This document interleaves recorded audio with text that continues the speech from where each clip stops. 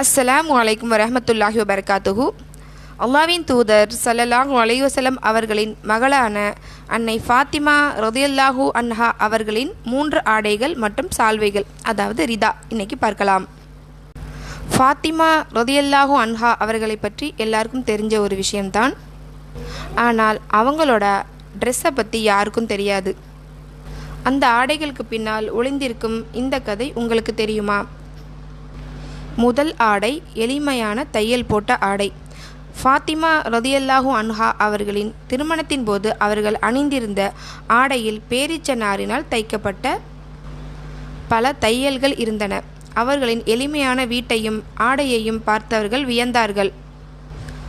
அரேபியாவின் தலைவரின் மகள்தானா இவர் என்று அந்த அளவிற்கு வியந்தார்கள் மக்கள்.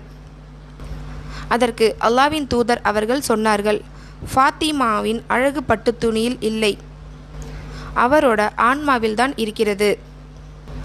நாம் அணியும் வெளிப்புற ஆடைகள் இறைவனிடம் நமது மதிப்பை தீர்மானிப்பதில்லை, நமது கண்ணியமே அதை தீர்மானிக்கிறது. இதை ஃபாத்திமா ரலியல்லாஹு அன்ஹா அவர்கள் உணர்த்தினார்கள். அவர்கள் பூமியில் தையல் போட்ட ஆடையை அணிந்திருந்தார்கள். ஆனால் சொர்க்கத்து பெண்களின் தலைவியாக முடிசூட்டப்பட்டுள்ளார்கள். இரண்டாம் ஆடை பாதுகாப்பின் போர்வை கவசம்.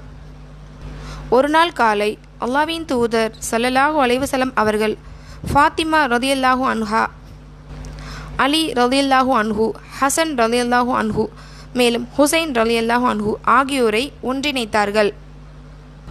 தன்னோட கருப்பு நிற யமன் போர்வையால் அவர்கள் அனைவரையும் போர்த்தி கட்டியணைத்து இறைவனிடம் அல்லாஹ்வின் தூதர் அவர்கள் பிரார்த்தித்தார்கள், இறைவா, இவர்களே என் குடும்பத்தினர், இவர்களை தூய்மைப்படுத்துவாயாக.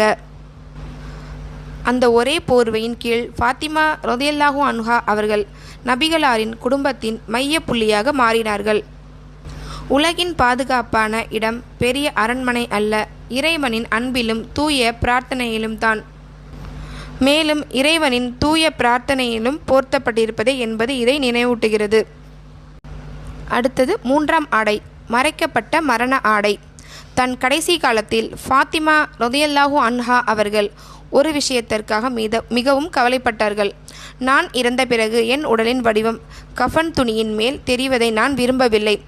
அவர்களுக்காக மர சடங்குகளினால் மூடப்பட்ட ஒரு சிறப்பு அமைப்பை அஸ்மா ரலியல்லாஹு அன்ஹா அவர்கள் வடிவமைத்தார்கள்.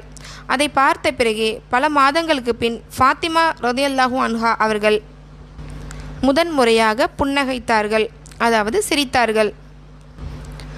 அடக்கம் என்றால் அரபில் ஹயா, அதாவது ஹயா என்பது வாழ்பவர்களுக்கு மட்டும் உரிய ஒரு பழக்கமல்ல. அது ஒருவரின் கண்ணியத்தை வாழ்விலும் அதற்கு அப்பாலும் பாதுகாக்கும் ஒரு ஆழமான ஆன்மீக அடையாளமாகும், மனநிலையுமே ஆகும். இது ஒன்றாம் ஆடை உலக ஆடம்பரத்தை விட எளிமையின் உயர்வு.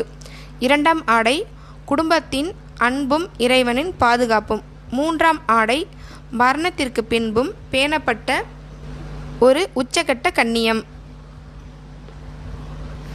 இதில் நம்ம என்ன தெரிஞ்சுக்கணுன்னா, ஒரு இறை நம்பிக்கையாளரின் உண்மையான அழகென்பது போலித்தனமான வெளிப்புற தோற்றத்தில் இல்லை, மாறாக அவரது ஆன்மா அணியும் பணிவு, இறை வழிபாடு மற்றும் அடக்கம் ஆகிய ஆடைகளிலேயே அமைந்திருக்கிறது. ஃபாத்திமா ரலியல்லாஹு அன்ஹா அவர்கள் பரிசுத்தமானவங்க. அதனால் அவங்க ஆடையும் ஒழுக்கமும் எல்லா பெண்களுக்கும் ஒரு முன்மாதிரி. அது மட்டும் இல்லாமல் அவங்க வாழும்போதும் சரி, மரணத்திற்கு பின்பும் சரி, தன்னோட உடல் வெளியே தெரியக்கூடாது என்று மிகுந்த ஹயா உள்ளவர்களாக இருந்தார்கள். அதாவது ரொம்ப அடக்கமுள்ள பெண்ணாக இருந்தாங்க. இன்ஷா அல்லாஹ் நம் எல்லோரையும் ஃபாத்திமா ரலியல்லாஹு அன்ஹா அவர்கள் போல ஆக்கட்டும். ஆமீன்.